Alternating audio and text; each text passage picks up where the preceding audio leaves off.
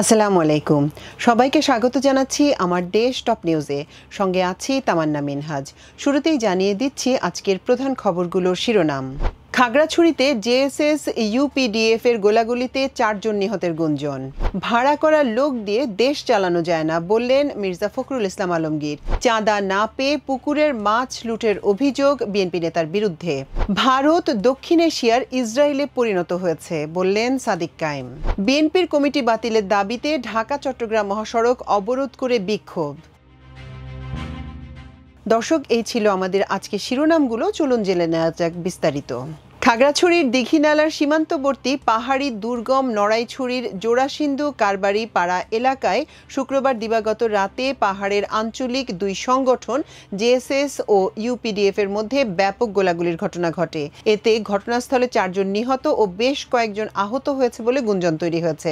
নিহতের বিষয়টি সংশ্লিষ্ট কেউই নিশ্চিত করেনি। এলাকায় দুপক্ষের আধিপত্য বিস্তারকে কেন্দ্র করে এ ঘটনা ঘটে। দীঘিনালা থানার ভারপ্রাপ্ত কর্মকর্তা মোহাম্মদ জাকারিয়া জানান, হতাহতের মধ্যে কারোর নাম এখন পর্যন্ত জানা যায়নি। এমনকি বর্তমানে ঘটনাস্থলে কোনো লাশ নেই বলে জানা গেছে।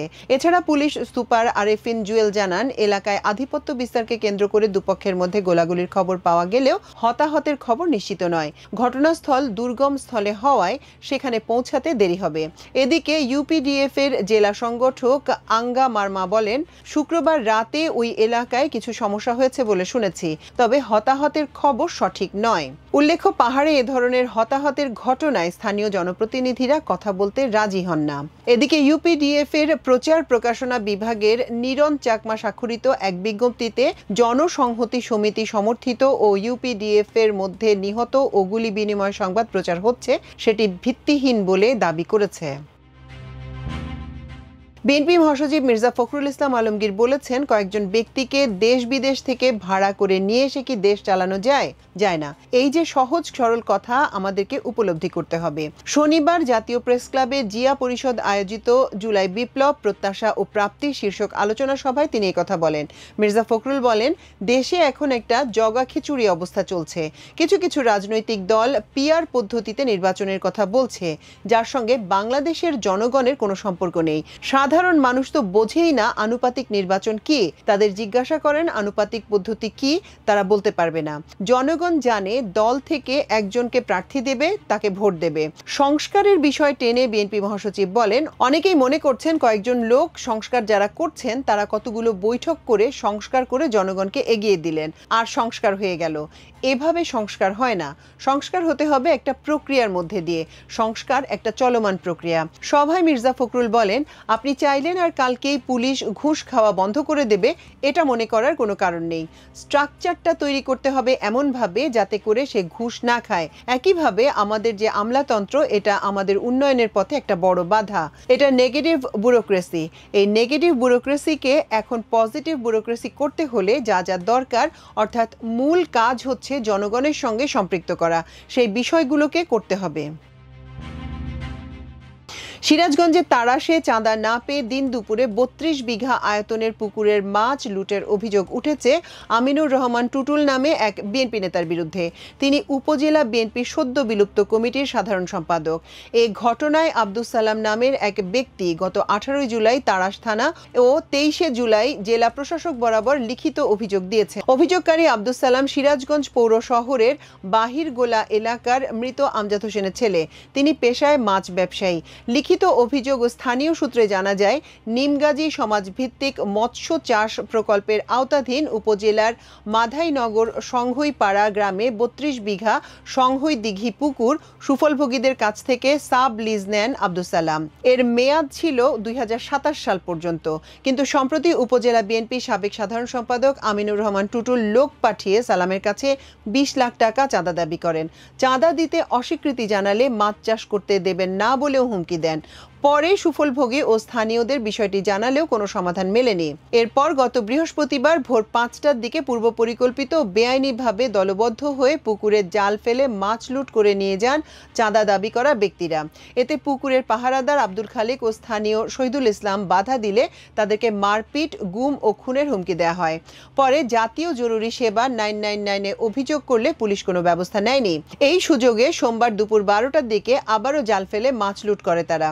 এভাবে 2 দফায় প্রায় 30 লাখ টাকার মাছ লুট করা হয়েছে বলে দাবি ভুক্তভোগীর। ভুক্তভোগী আব্দুল সালাম এই ঘটনার সুষ্ঠু তদন্ত ও ক্ষতিপূরণ দাবি করে বলেন, বিএনপি নেতা আমিনুর রহমান টুটুলের নেতৃত্বে অন্তত 16 জন লোক 2 দফায় জাল ফেলে প্রায় 30 লাখ টাকার মাছ লুট করে নিয়ে গেছে। এর আগে ওই বিএনপি নেতা তার চাচাতো ভাই শামীম হোসেনকে দিয়ে 20 লাখ টাকা চাঁদা দাবি করেন।